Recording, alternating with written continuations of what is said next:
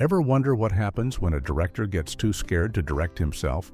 A legendary actor trains by screaming Shakespeare at ocean waves, or a film becomes Hollywood's first CinemaScope disaster?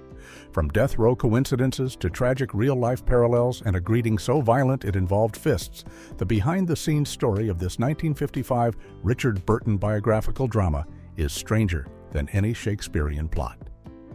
Here are the 15 weird facts you didn't know about Prince of Players. Fact 1. The first CinemaScope flop. When Prince of Players hit theaters in 1955, it carried the weight of high expectations on its shoulders, shot in the revolutionary CinemaScope widescreen format that was supposed to guarantee box office success. CinemaScope had been introduced just 2 years earlier with The Robe, starring Richard Burton himself, and that film had been a massive hit, proving that audiences loved the immersive panoramic viewing experience. Studios were convinced that the format alone could sell tickets, and 20th Century Fox was banking on Prince of Players to continue that winning streak with its grand theatrical settings and sweeping Shakespearean performances that seemed tailor-made for the widescreen. But when the numbers came in, studio executives faced a harsh reality they hadn't anticipated. Prince of Players became the first CinemaScope production to actually lose money at the box office, earning the dubious distinction of breaking the format's undefeated financial record. Director Philip Dunn later admitted this failure with a rueful tone, acknowledging that not even the cutting-edge technology could save the film from its commercial fate. The loss was particularly shocking because CinemaScope had been marketed as a surefire way to compete with the growing threat of television, drawing audiences back to movie theaters with spectacle they couldn't experience at home.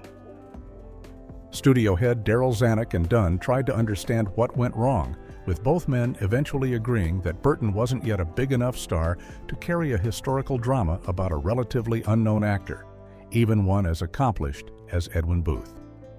The film's subject matter, combined with its heavy emphasis on lengthy Shakespearean performances, simply didn't connect with mainstream audiences who were expecting the kind of epic entertainment that CinemaScope had previously delivered, with sword and sandal adventures and biblical epics. Fact 2. Burton's bizarre ocean training method.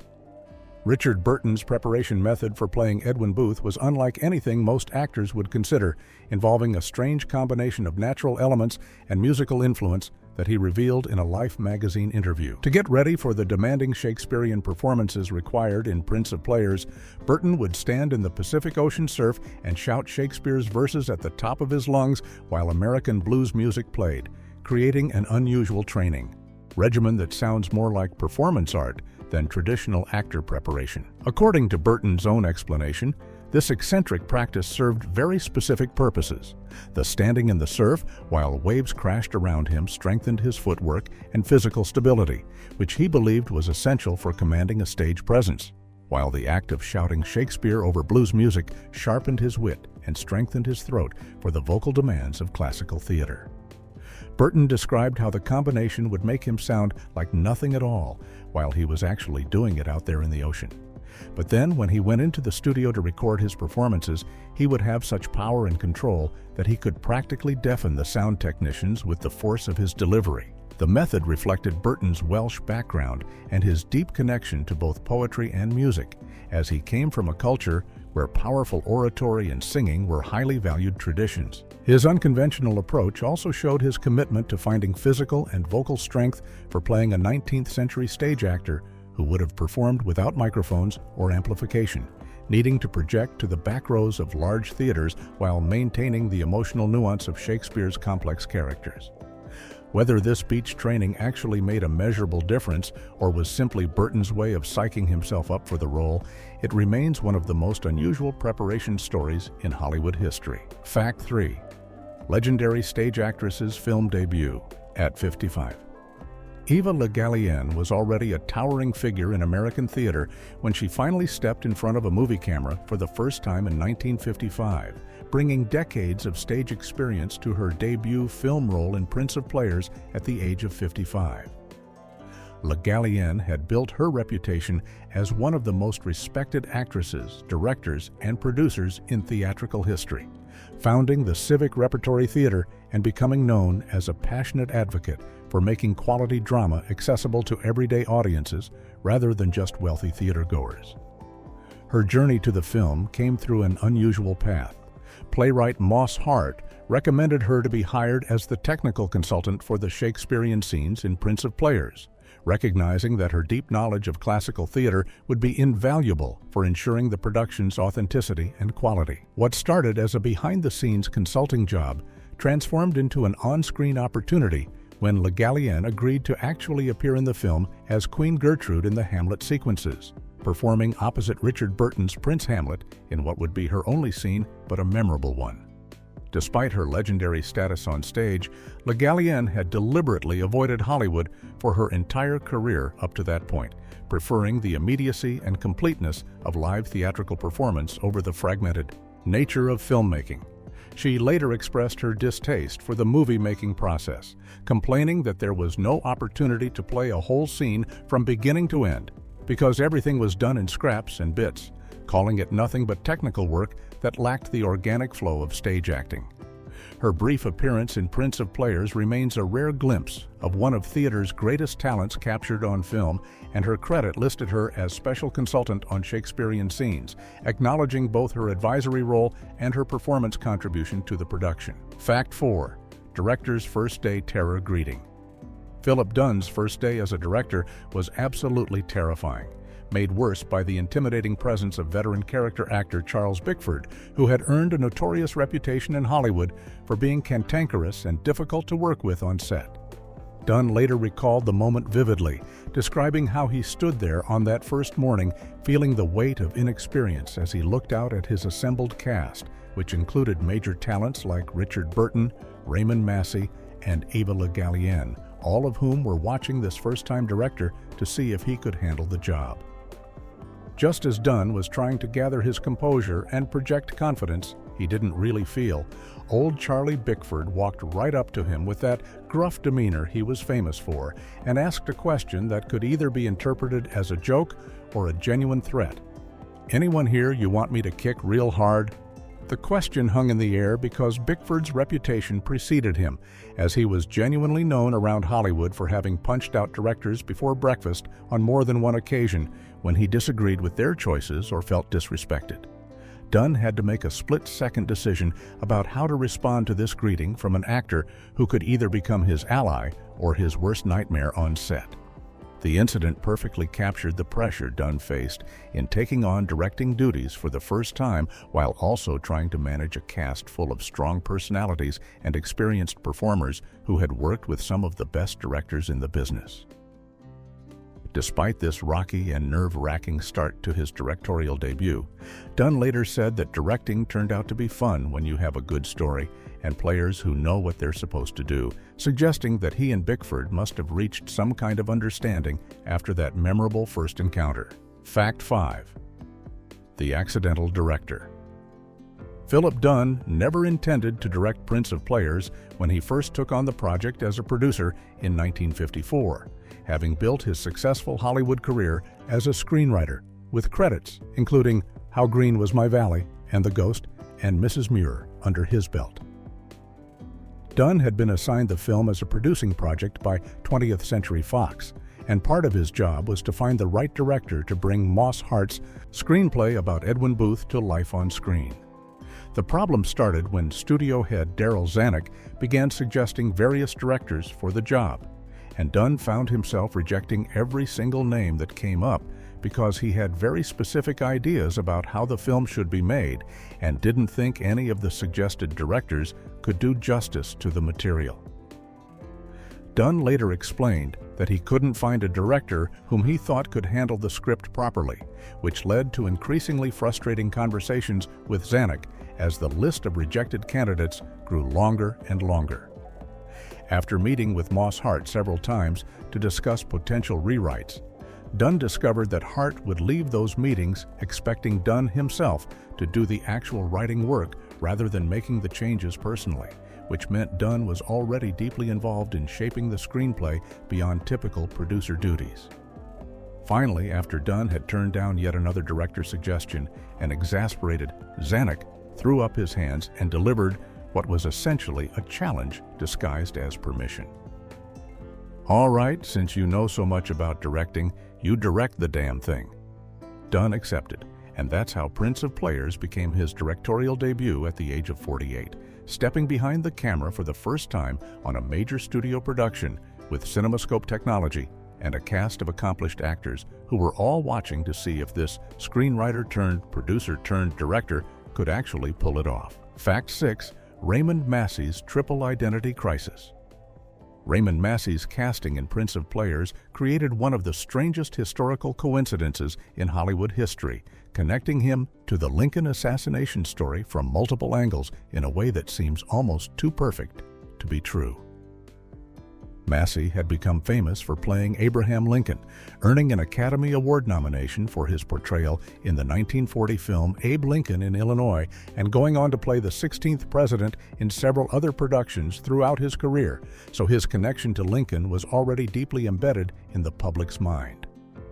In Prince of Players, however, Massey took on the role of Junius Brutus Booth, the alcoholic and mentally unstable father of John Wilkes Booth, meaning the actor most associated with playing Lincoln was now playing the father of the man who killed Lincoln, creating an ironic reversal that wasn't lost on audiences or critics. The coincidences didn't stop there, because in that same year of 1955, Massey also starred in another film called 7 Angry Men, where he portrayed the radical abolitionist John Brown, the man whose execution for attempting to start a slave rebellion became a pivotal moment in American history, leading up to the Civil War. What makes this connection even more remarkable is that in real life, John Wilkes Booth actually attended John Brown's hanging in 1859 as a witness, watching as the man Massey played in one film was executed for crimes that would eventually inspire the actions of the character whose father Massey played in the other film.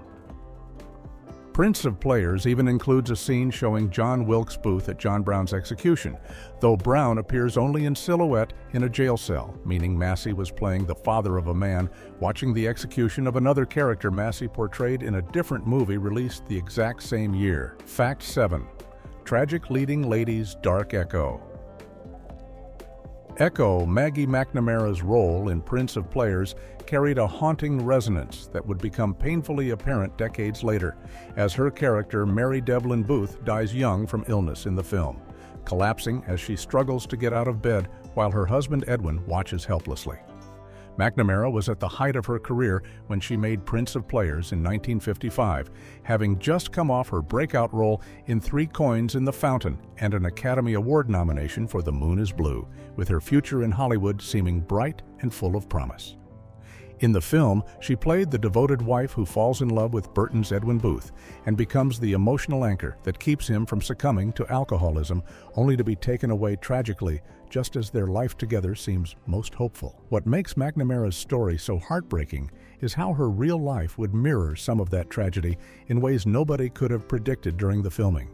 Her career stalled after Prince of Players, with the actress making only one more film after this production, before essentially disappearing from Hollywood for years, struggling with mental illness and severe depression while working as a typist in New York City. On February 18, 1978, McNamara was found dead on the couch in her New York apartment at the age of 49, having deliberately taken an overdose of sleeping pills and tranquilizers just months before she would have turned 50. Police found a suicide note resting on her piano, a final message from an actress whose promising career had faded and whose personal struggles had become too much to bear, creating an eerie parallel to the character she played, who also died far too young, leaving behind a grieving family and unfulfilled potential. Fact 8. The Confederate uniform anachronism, Prince of Players, contains a glaring historical costume error that somehow made it through production despite the film's attention to period detail in other areas, appearing in the scenes where Edwin Booth travels to Harper's Ferry to meet his brother John Wilkes at the time of abolitionist John Brown's execution. In these sequences, the soldiers guarding John Brown's cell and standing watch in the saloon are dressed in gray uniforms with blue trim, which represents Hollywood's typical version of Confederate infantry uniforms that audiences would immediately recognize as belonging to Southern soldiers. The problem with this wardrobe choice becomes obvious when you know the actual historical timeline. Because John Brown was executed on December 2, 1859, after his failed raid on the federal arsenal at Harper's Ferry in his attempt to start a slave uprising. The Confederate States of America would not exist for more than a full year after Brown's execution, as South Carolina didn't secede from the Union until December 20, 1860, making it the first state to leave and triggering the formation of the Confederacy in the months that followed. This means the soldiers present at John Brown's hanging in 1859 would have been United States Army troops wearing federal uniforms, not Confederate gray, because there was no Confederacy yet, and therefore no Confederate military or Confederate uniforms to wear. The costume department apparently wanted to visually signal to viewers that these were Southern sympathizers or soldiers aligned with the pro-slavery cause that John Wilkes Booth supported, but in doing so, they created an anachronism that places Confederate uniforms at an event that happened before the Confederacy existed, essentially showing rebels wearing rebel uniforms before there was even a rebellion to join. Fact 9. J. Robinson's lost opportunity. J. Robinson had already been cast as John Wilkes Booth in June of 1954 and was preparing to take on the role of Abraham Lincoln's assassin when the studio made a sudden casting change that altered the entire feel of the character in the film. Robinson was a character actor known for playing intense, sometimes villainous roles with a distinctive theatrical style, and his casting suggested that John Wilkes Booth would be portrayed as a more complex and potentially unsettling figure rather than a straightforward romantic leading man type. However, by July of that same year, the studio decided to replace Robinson with John Derek, a strikingly handsome actor who had built his career playing dashing, charismatic characters and whose good looks were considered one of his greatest assets in Hollywood. The decision to swap Robinson for Derek represented a fundamental shift in how the film would portray Lincoln's assassin, moving away from a potentially darker or more psychologically interesting interpretation toward a more conventionally attractive and charismatic version of the historical figure. John Derek brought a different energy to the role, playing John Wilkes Booth as handsome and charming with an almost movie star quality that emphasized the character's appeal and ego rather than any deeper psychological problems or threatening qualities. The real John Wilkes Booth had indeed been considered a handsome and magnetic performer in his time, so Derek's casting wasn't historically inaccurate in that sense, but Robinson's interpretation might have brought more theatrical intensity and a sense of danger to the character that could have made the yet eventual assassination feel more inevitable and chilling. The casting change left Robinson without what could have been a significant role in a major studio production, while Derek got to play one of history's most infamous figures opposite Richard Burton in a CinemaScope feature. Fact 10. Burton called it a disgrace. When Prince of Players failed at the box office, different people involved in the production offered conflicting explanations for why the film didn't connect with audiences, creating a blame game that revealed tensions behind the scenes. Director Philip Dunn and studio head Darryl Zanuck both attributed the commercial failure to the fact that Richard Burton wasn't yet a big enough movie star to carry a period biographical drama about a relatively unknown historical figure, arguing that audiences simply weren't interested in seeing an actor they didn't know well enough. Playing another actor most people had never heard of, this explanation put the blame squarely on Burton's shoulders, suggesting that if the studio had been able to cast Laurence Olivier or Marlon Brando as they originally wanted, the film might have been a success. Burton himself had a completely different take on why Prince of Players flopped, and he didn't hold back in expressing his opinion about the screenplay written by Tony Award-winning playwright Moss Hart. According to Burton, the script itself was a disgrace, placing the blame not on his own star power or lack thereof, but on the fundamental quality of the writing and how the story was told on screen. This created an awkward situation where the studio was essentially saying Burton wasn't famous enough to save a good script, while Burton was saying no actor could have saved such a poorly written screenplay no matter how famous they were. The disagreement highlighted a common Hollywood problem of trying to figure out why a movie fails when there are so many factors involved. from casting to writing to direction to marketing, and how different people involved in a production will naturally have different perspectives on what went wrong based on their own roles and responsibilities in making the film. Fact 11. Pioneering stereophonic sound design. Our Prince of Players was ahead of its time in terms of audio technology, incorporating stereophonic sound design in ways that most films of the era weren't attempting, treating sound as a crucial creative element rather than just a technical necessity. Director Philip Dunn announced in a January 1955 Hollywood Reporter news item that stereophonic sound was being used as an integral part of the film's production, emphasizing that this wasn't just a gimmick but a fundamental aspect of how the movie was being crafted to create a more immersive theatrical experience. The production team went even further by creating a number of scenes with sound effects designed specifically for theaters that had surround horns installed, which were special speaker systems that could project audio from multiple directions around the audience rather than just from the screen. This approach was remarkably forward-thinking for 1955, predating the widespread adoption of surround sound technology in cinemas by decades and showing an awareness of how audio could enhance the storytelling in ways that went beyond simple dialogue and music. The stereophonic sound design would have been particularly effective during the film's many Shakespearean performance sequences, where the acoustics of 19th century theaters and the projection demands of stage acting could be recreated through strategic speaker placement that made audiences feel like they were actually sitting in those historical venues. However, the advanced sound design also meant that viewers who saw Prince of Players in theaters without the proper surround horn equipment wouldn't experience the full effect of what the filmmakers intended, creating an uneven viewing experience depending on which theater someone attended. The investment in cutting-edge audio technology demonstrates that the production was trying to push technical boundaries and create something innovative, even though the film's commercial failure meant that these audio achievements went largely unnoticed and unappreciated by the general public. Fact 12. Shakespeare overload killed it. Philip Dunn came to a candid conclusion about why Prince of Players failed to find an audience, admitting in retrospect that the film was too larded with Shakespeare, using that specific old-fashioned phrase to describe how the movie had been weighed down or overstuffed with lengthy Shakespearean performances that took up too much of the runtime. The film included extensive excerpts from multiple plays, including Richard III,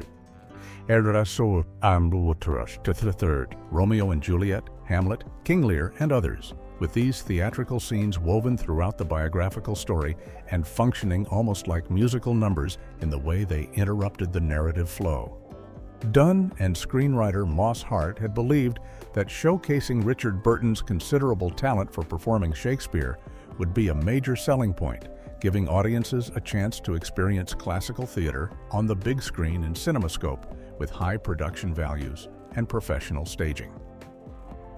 What they failed to anticipate was that 1950s moviegoers who came to see a biographical drama weren't necessarily interested in sitting through what amounted to mini Shakespeare performances every few scenes, no matter how well Burton delivered the lines or how beautifully the scenes were photographed. The general audience of that era wanted their entertainment to move at the pace of modern cinema rather than stage theater, and the long speeches and theatrical staging that made sense in the context of telling Edwin Booth's story as a stage actor apparently felt slow and tedious to people who just wanted to be entertained for a couple of hours. Dunn's admission that the film was too larded with Shakespeare suggests he recognized that they had misjudged what audiences wanted and had essentially made a film for Shakespeare enthusiasts and theater lovers rather than for mainstream moviegoers, creating a product that appealed to a much smaller potential audience than a big-budget CinemaScope production needed to be financially successful. Fact 13. Half-hour script cut through surgery. Philip Dunn faced a serious problem when he realized that Moss Hart's screenplay for Prince of Players was running about half an hour too long, which would have resulted in a film that tested audience patience and created pacing issues throughout the story. The typical approach when a script is too long would be to identify entire scenes that could be removed without damaging the overall narrative, cutting out complete sequences to bring the runtime down to a more manageable length. However, Dunn chose a much more painstaking and time-consuming method of solving the length problem, deciding that he wanted to preserve the structure and flow of Hart's screenplay exactly as written while still achieving the necessary time reduction. Instead of cutting whole scenes, Dunn went through the script page by page and trimmed dialogue from within each individual scene, carefully removing lines here and there that he felt were repetitive or less essential to the dramatic momentum without destroying the continuity or emotional impact of any given moment. This meticulous editing process required Dunn to have an intimate understanding of every scene's purpose and how each line contributed to character development or plot advancement, making surgical cuts that would add up to 30 minutes of saved runtime across the entire film. The approach demonstrated Dunn's respect for Hart's work as a playwright and his desire to maintain the screenplay's intended structure, even though it meant far more work than simply eliminating a few complete sequences would have required. Dunn later explained this editing choice when discussing the production, acknowledging that the original script had been too long, but emphasizing that he had solved the problem through careful trimming within scenes rather than wholesale cutting, which allowed the film to retain all of its major story beats and character moments while still coming in at a more reasonable length. Fact 14. The Olivier or Brando Dreamcasting Studio hit. Darryl Zanuck had serious doubts about Richard Burton's box office appeal when Prince of Players was in the early planning stages, and he pushed hard to cast bigger names in the lead role of Edwin Booth instead of the relatively unknown Welsh actor. According to a January 1953 Hollywood Reporter news item from when 20th Century Fox first acquired the rights to Eleanor Ruggles' best-selling novel about the Booth family, Zanuck reportedly wanted either Laurence Olivier or Marlon Brando to play Edwin, believing that one of these established stars would give the film the commercial draw it needed to succeed.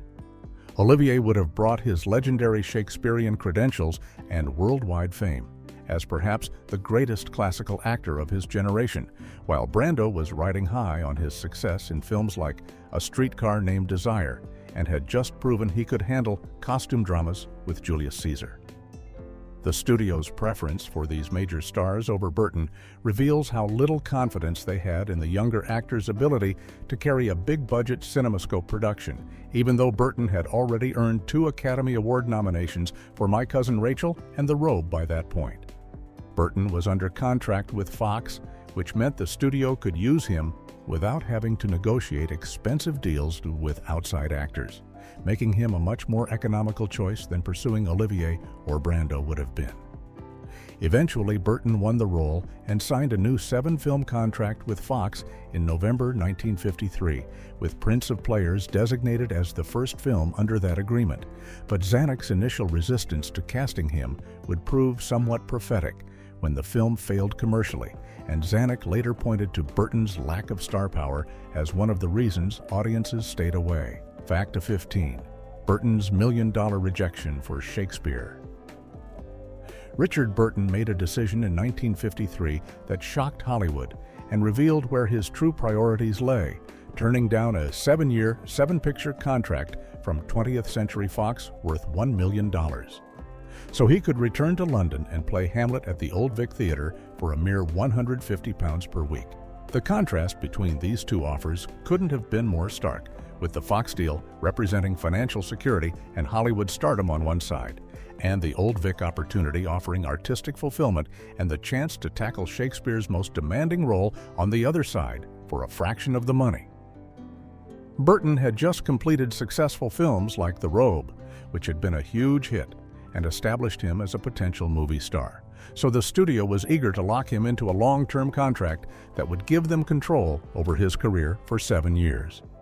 However, Burton's passion for theater, and particularly for Shakespeare, meant more to him than the Hollywood money, and he walked away from the $1 million offer to spend a season performing classical roles on the London stage where he could develop his craft without the commercial pressures of the film industry.